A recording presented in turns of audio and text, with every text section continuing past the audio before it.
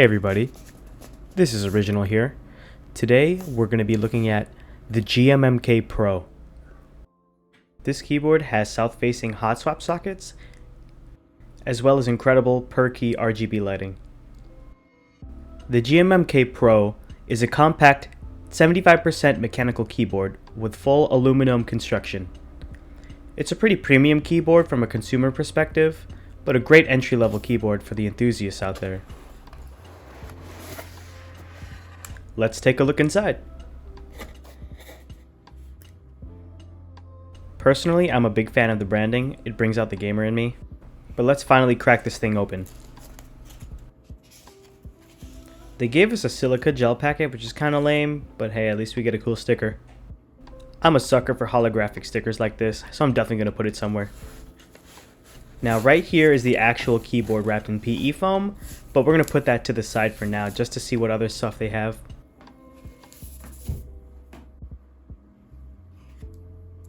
Inside we get an orange keycap puller that suspiciously looks like a phospholipid.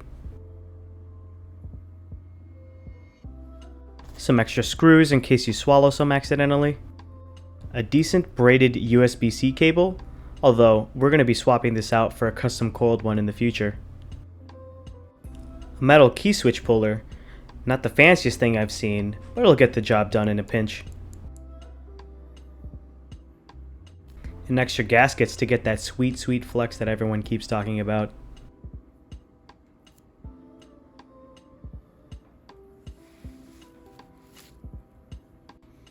Let's go ahead and unwrap the actual keyboard from the PE foam. We're going to save the PE foam for later, hint hint. I gotta say though, this thing is so heavy, it really felt like I was picking up a brick.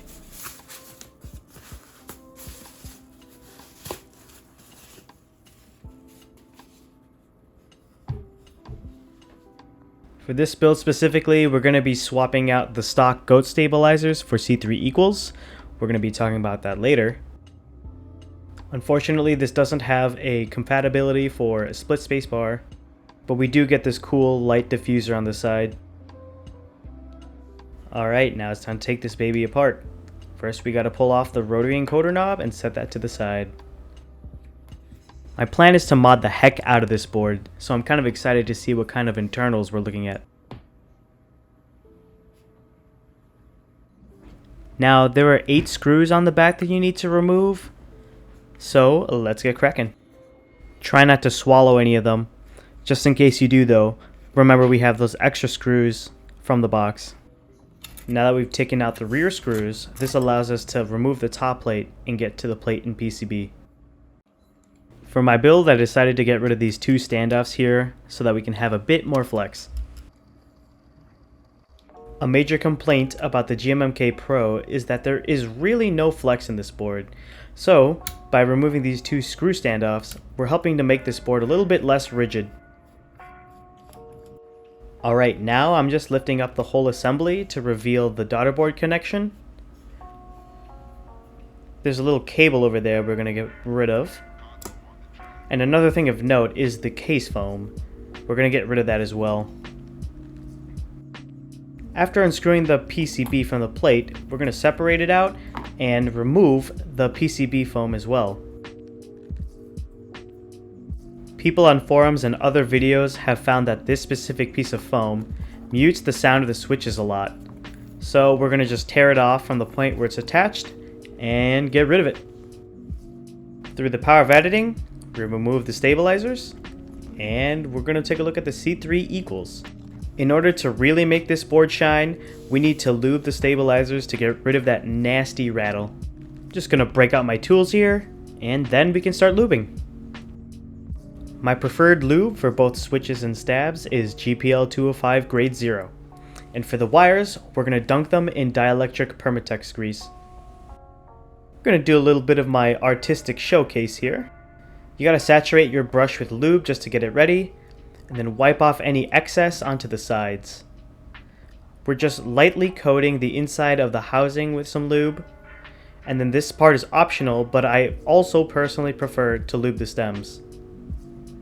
And finally, we're just gonna dunk the end of the wires in dielectric grease. After screwing the stabs back in, we're going to be doing what's called the Tempest tape mod. Basically, all you need to do for this is to layer masking tape on the back of your PCB. The tape acts as a frequency filter so that those poppy sounds can really shine through the keyboard. Here's what it looks like all done up. We can just flip this over, put PE foam in, and reassemble. For this build, I'm going to be using Gazoo's Boba U4T tactile switches. These are the 62 gram versions, and they come with a clear top to help the RGB shine through. I highly recommend these switches. They're some of my favorites. They're incredibly satisfying to type on, and their sound is just basically a cheat code to make any keyboard sound really good. Now to finally complete this, I used a keycap set from drop.com. This is black on white MT3 by Mateo.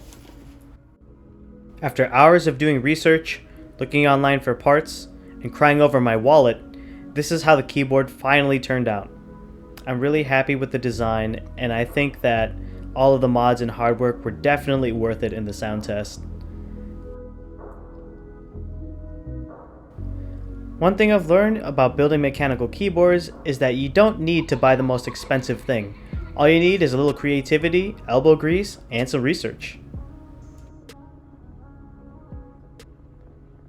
Without further ado, here's the sound test coming up next. I hope you guys enjoy.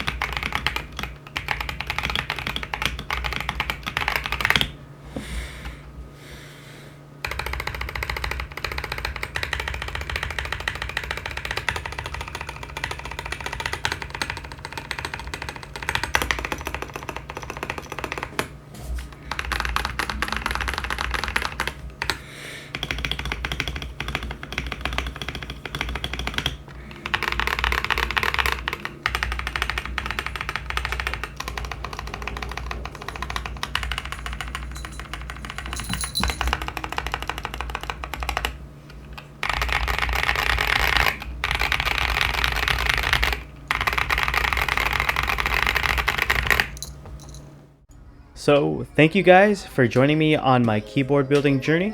I hope to see you guys again. Stay tuned for more content. We have a lot of things planned, and thanks for watching.